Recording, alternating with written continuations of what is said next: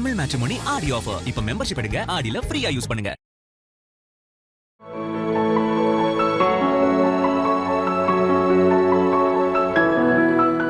சென்னை புரசைவாக்கத்தில் உள்ள தனியார் பள்ளியில் பாரம்பரிய உணவு பழக்கங்களை ஊக்குவிக்கும் நோக்கில் பழைய சோறு தயாரிப்பு போட்டி நடைபெற்றது.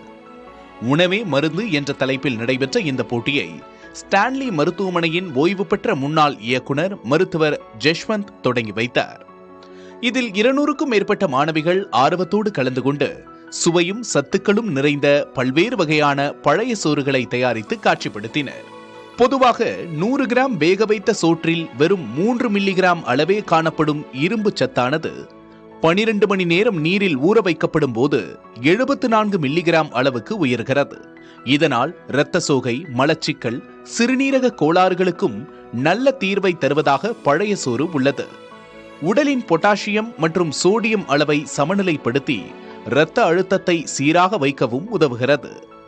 இன்றைய இளம் தலைமுறையினரிடையே பாரம்பரிய உணவின் முக்கியத்துவத்தை கொண்டு சேர்க்கும் விதமாக இத்தகைய போட்டிகளை தொடர்ந்து நடத்த வேண்டும் என்பதே பங்கேற்பாளர்கள், பார்வையாளர்களின் எதிர்பார்ப்பாக இருந்தது.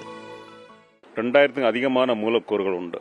அப்படி என்றால் உடலை ரிப்பேர் பண்ணக்கூடிய மூலக்கூறுகள், உடல் அலர்ச்சி, வலியை குறைக்கக்கூடிய மூலக்கூறுகள், கேன்சரை தவிர்க்கக்கூடிய மூலக்கூறுகள், இருதயத்தை, மூளையை, சிறுநீரகத்தை காப்பாற்றக்கூடிய மூலக்கூறுகள் என்று அத்தனையும் இருக்கின்ற காரணத்தால் அது சிறந்த ஒரு உணவு.